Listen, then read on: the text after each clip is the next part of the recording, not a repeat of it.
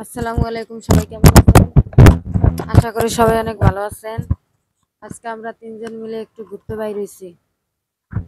অনেকদিন পরে ঘুরতে বাইর হইলাম। আজকে আমরা কেরানীগঞ্জ কোনাখোলা যাব শরীফ পার্কের উদ্দেশ্যে। শরীফ পার্কের সামনে আইসা রিক্সা থেকে নামলাম, টিকিট কাউন্টারের থেকে টিকিট নিলাম। এখন ভিতরে ঢুকবো। ভিতরে ঢুকাই সামনে দেখলাম এরকম একটা দৃশ্য। তারপরে একটু ভিতরে গেলেই দেখা যায় রেস্টুরেন্টের সামনে অনেক সুন্দর একটা জায়গা। এই জায়গাটা আমার কাছে খুব ভালো লাগছে, আদিবার কাছেও ভালো লাগছে।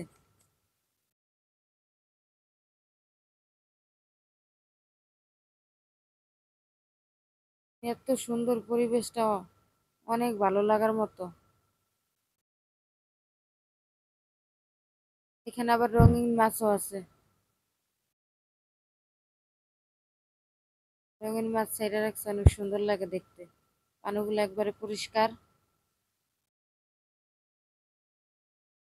বকগুলো এমন ভাবে দাঁড়ায় আছে, মনে হয় যে বাস্তবে বক।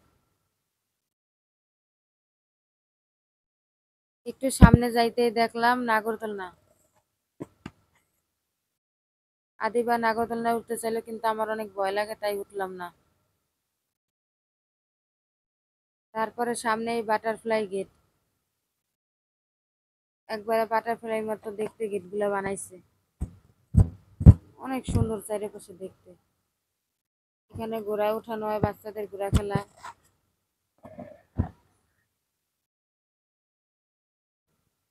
আদিবা তো যেটা দেখে ওইটার ভিতরে উঠতে চায়।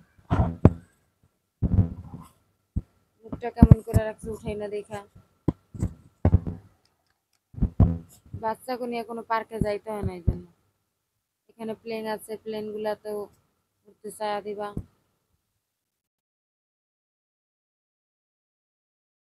আদিবারে বললাম এখানে বসো, আদিবা বসবোই না, ও খালি ঘুরবো আর দেখবো।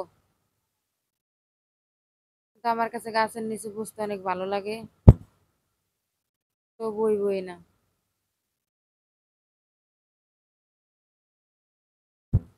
তারপর আমরা একটু হাঁটাহাঁটি করলাম, আইসার সামনে এসে দেখি এখানে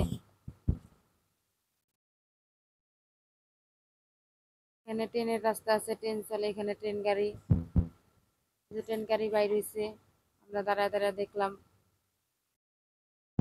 যে আসলো, এখন আরেক গুলান দিব, তারপর থামবো।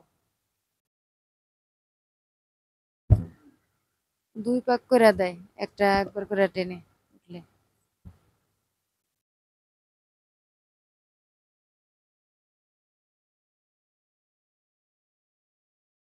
তারপরে একটু সামনে যাইতে দেখি আরো সুন্দর সুন্দর জায়গা আছে, আরো বাচ্চাদের আরো অনেক খেলনা, অনেক কিছু।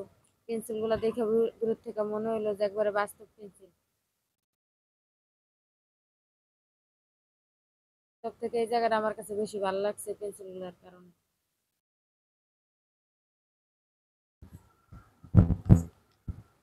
এখানে 90 মুভি দেখানো হয়।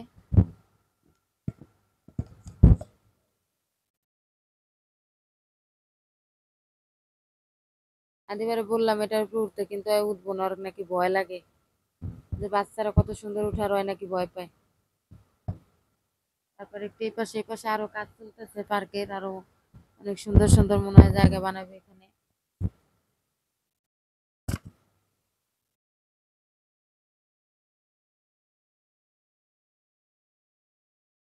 দিবা আমি একটু ঘোরাঘুরি করলাম এই পাশ দিয়ে, এই জায়গাটা একটু ফাঁকা ফাঁকা, তাও ভালো লাগে আমার কাছে অনেক। এগুলাতে কি মানুষ উঠে না আরো কিছু আল্লাহ জানে, এগুলা দেখলেই আমার ভয় লাগে। কেমনে যে উঠে এগুলোর ভিতরে মানুষ আছে, করে পুরো উল্টায় ফেলায়। আদিবা কইতাছে উঠবো। যে ভূতের বাড়ি, এইখানে ভূতের বাড়ি তো ঢোকা যায়, টিকিট লাগে ভূতের বাড়িতে ঢুকতে, তাই আমরা ঢুকলাম না আর।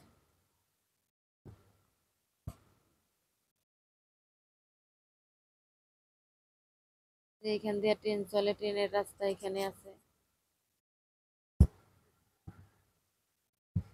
যে এখানে ভাল্লুক, তারপর বাঘ, কত কিছু দিয়ে গাড়ি বানাইছে, কুমির। তারপর আদিবার কান্নাকাটি করতেছে, ট্রেনে উঠবো, তারপর টিকিট কাটতে আসলাম আমরা। আমরা ট্রেনে উঠলাম এখন। ট্রেনে বসে দেখতে আসলে অনেক সুন্দর দৃশ্যটা।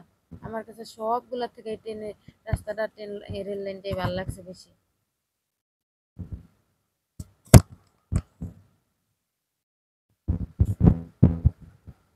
আদিবা একবারে ভয় পেয়ে গেছে, ভূতের মুখের ভিতরে ঢুকছে মতন।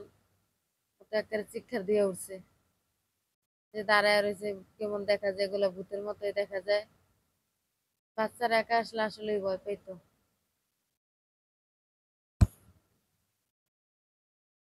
ভূতের মুখের থেকে বাইর হয়েছে এখন।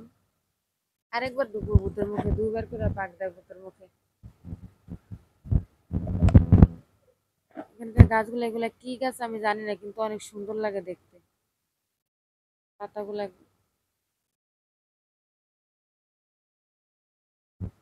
এই যে এখানে বাঘে কুমিরের খাইতেছে, বক দাঁড়ায় রয়েছে, কত সুন্দর সুন্দর পরিবেশ, মানে একবারে মনে হয় যে বাস্তবেই।